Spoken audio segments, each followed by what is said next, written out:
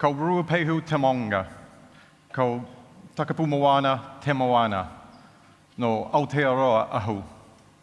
Ai whaunau mai ahoi I Kirikiriroa. Ai tipu ake aho I Taumaranui. Ko Tamaki Makaurau e nohu ana aho anaiane. Ko Ngātai Pakeha te iwi, ko Sean Harris, tēnei. Ruapehu is my mountain. The Hauraki Gulf is my sea. I am from New Zealand. I am born in Hamilton. I grew up in Taumaranui. I live in Auckland now. My people are Ngātai Pakeha. I am Sean. And I am here today to tell you a security tale. I've worked in information security predominantly in the financial space for the past 10 years in external or internal roles. And I was the Equifax Information Security Officer for New Zealand, pre-breach and post-breach. So, this talk covers the experience I had as working in that role, which is the equivalent of being a security consultant here in New Zealand. The time period covered in this particular talk is from August 2017 until 2019 when I left the business. I was not part of the technical IR. I'm in no way, shape or form able to talk about that. But what I can talk about are my experiences which I had in responding to the breach from here in New Zealand working with the global team. And if you're a customer of Equifax, you can be confident in them meeting your needs and them supplying what you need. I bear no ill will to my former employer, and this talk is purely educational. So, let's begin. So, in 2016, I joined Equifax. Equifax purchased Vida. Vida became Equifax. I was there for a year, and on 25th of August 2017, I traveled to Atlanta, Georgia to meet the global team. There was a week-long conference, amazing group of people. It's one of the best security teams I've worked in. This was the global information security officers, so consulting the business, non-operational, they're just there, compliance, all of that type of thing. I was there, had a fantastic week, jumped on a plane, came back, was ready to get involved in a whole bunch of different conversations and initiatives, when on the 8th of September, the breach announcement came. Now, as you can see, when I came back from Atlanta on the 3rd of September, no one in that team had been notified. That was a bit of a shock, because when the announcement came on the Thursday night, US time, no one knew. I've heard stories from teams that they're at the pub, and it popped up on the news that Equifax had a breach. And they found out by the pub lord coming over and saying, hey, you guys are from Equifax, right? I see your bags. What do you know about this breach? So that's how some of the teams found out. For me, what happened was I came into the office on the Friday, walked in past the GM of New Zealand's executive assistant, and she said, oh, so Sean, what do you know about the data breach? And I just go, okay, what data breach? I haven't seen anything. Sit down at my desk, and then the emails start. Then my boss, who lives in Sydney, contacted me and said, buckle in, something's going on, and off we went. So that's not the ideal way to find out about a security breach in any way, shape, or form. My first reaction on that was just total, utter shock and despair, because what do? There's been a breach. It's your parent company. You've got no idea what's going on. They're not telling you anything. You're just there in the middle trying to answer people's questions. Add to the fact that the New Zealand company knew that I was in Atlanta, and everyone started coming to me for answers, and I had to purely go, I don't know. So I get pulled into the GM's office, and the first thing you do in that situation is that you go, well, how secure are we? We've got our yearly assurance exercises where you get a reputable firm in to test everything. That happened 3 months ago, but you start doubting everything. And I'm forever thankful for the fact that the company that we use, I got on the phone, called up and said, hey, Sean here from Equifax. And they're able to pretty much give me a slot that Monday to help and just redo and test our entire web-facing environment.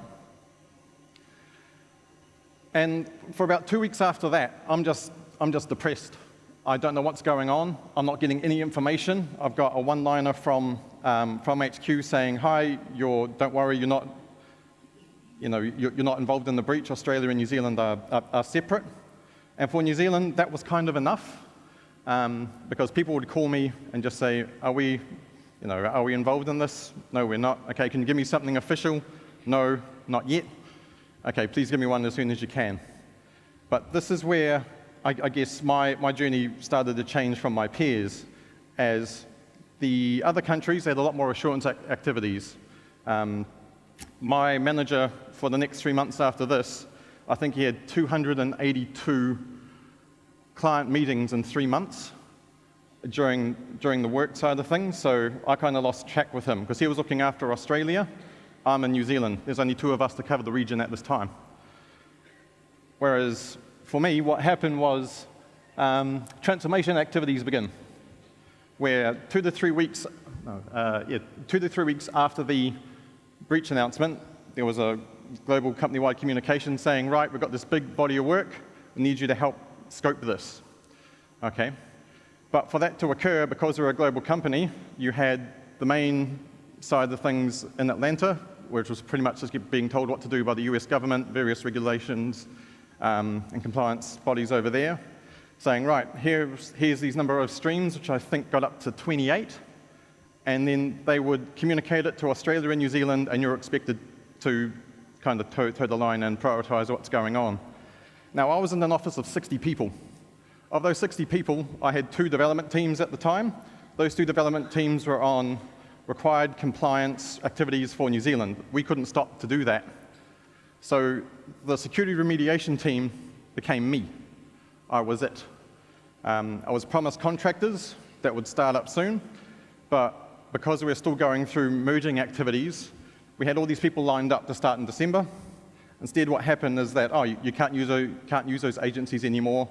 Here's a new one, which meant that I didn't get my resource until April, which meant for me, for 6 months, I was pretty much on this project along with the head of QA and the head of solutions architecture for New Zealand. So there's 3 people trying to work out how to attack all these complex problems. So I stopped being a consultant and more back into operational activities.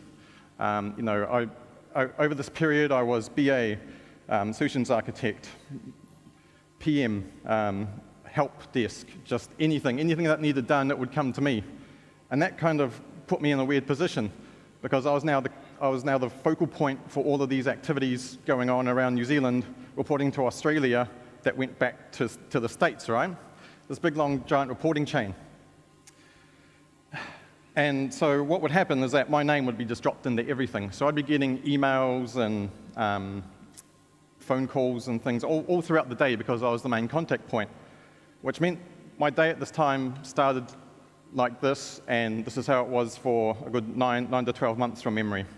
I'd kind of wake up at 6, I'd see what had come through from the US, because if something had changed overnight in the scope of the project across any stream, I knew today I was going to have to fix something or work with the team to do that. I'd get into the New Zealand office. From there, I'd have about 2 hours to myself to figure out plan of attack for the day and what was going on. And then from there, Australia would come online around 11, and they'd suddenly have a whole bunch of more information. So any plans I'd made during that first 5 hours were now changed. Priorities have changed. No, please don't do that. You're doing this now. I've got this. Doesn't matter. Go on to this. Then from there, I'd work on that till about 5 o'clock in the afternoon. Then I'd go home. I'd done my bit. But then you'd get the end-of-day messages from people saying, "Oh, hang on, I don't have this information. I need this now. We need to report this. This is going in a report, blah, blah, blah, blah, blah. It's needed next day at Congress," like all this type of reporting information, which I'd then have to bug the New Zealand team to find information on.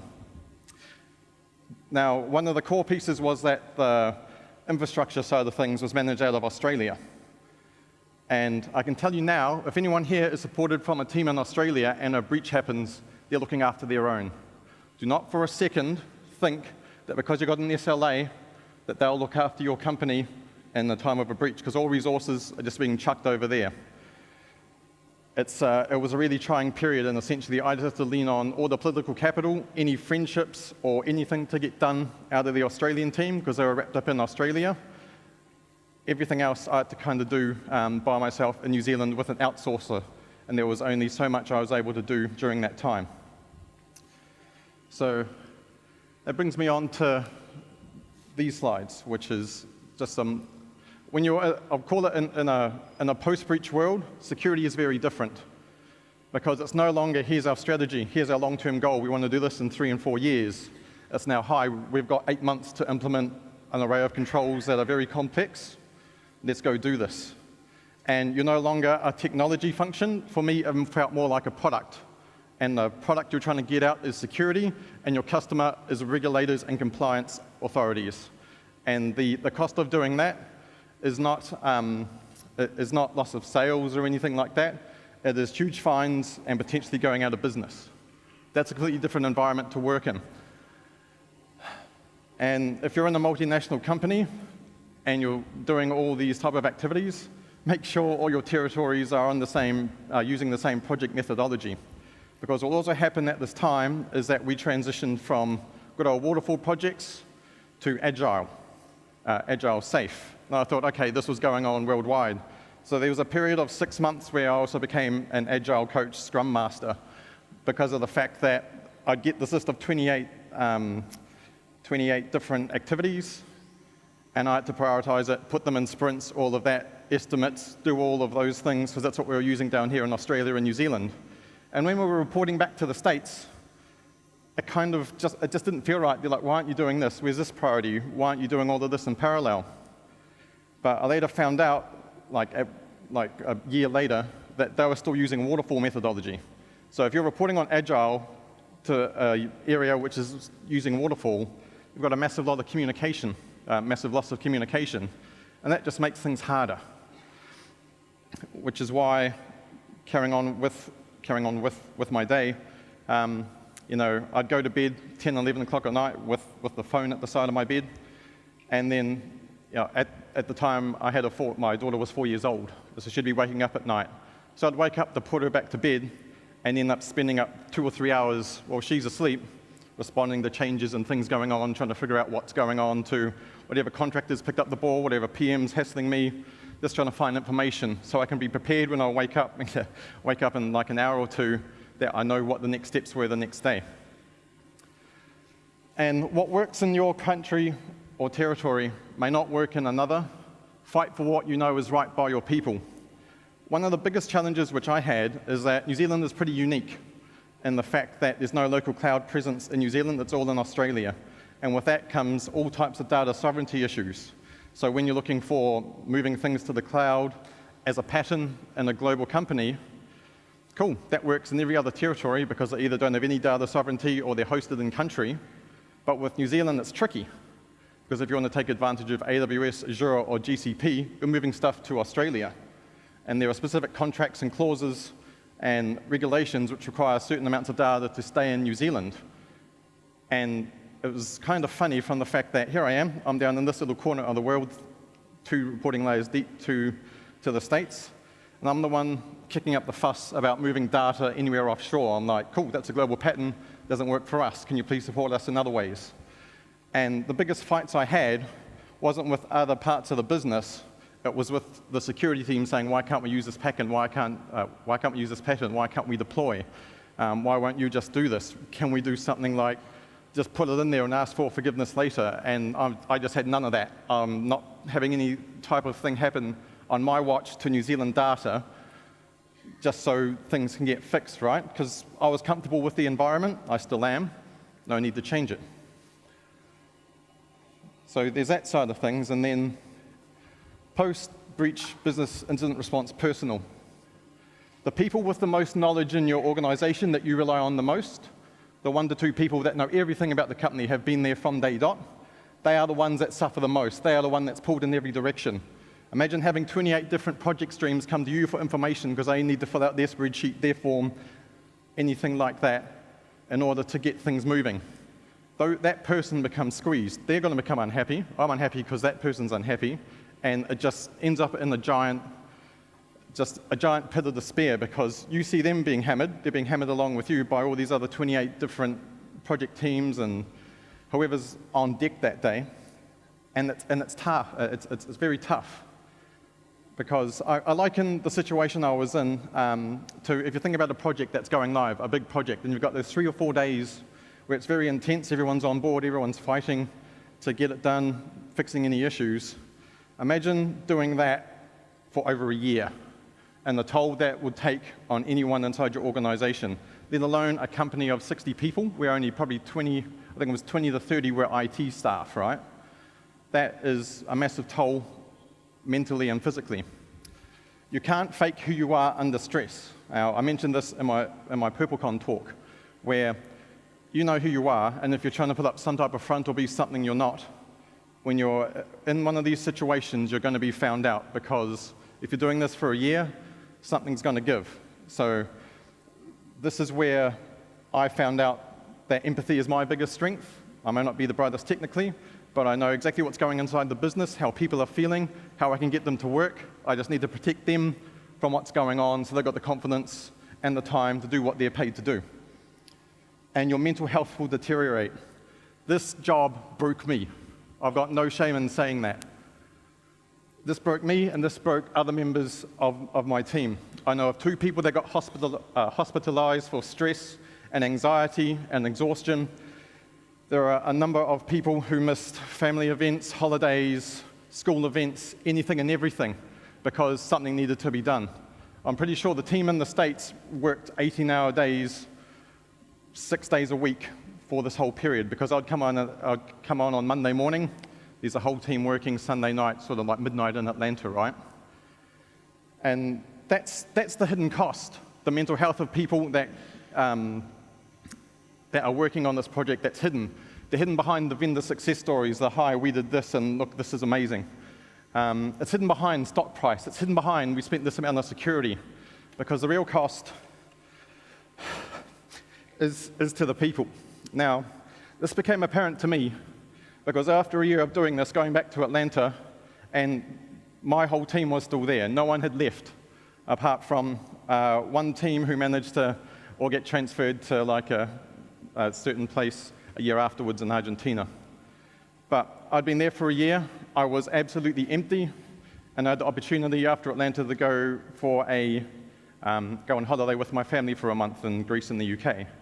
This picture is me with my daughter at the Olympic swimming pool in London.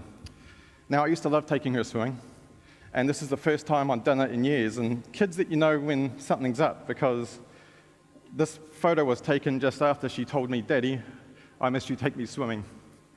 And that's because while I was involved in all of this work, I wasn't present emotionally or mentally. I was there, but I wasn't. My mind was elsewhere. All my energy, all my emotional energy had gone into the people I'm working with to make sure that they were protected, that they had the space to do their things, that I felt, to me it felt as though I left my family down and my daughter down.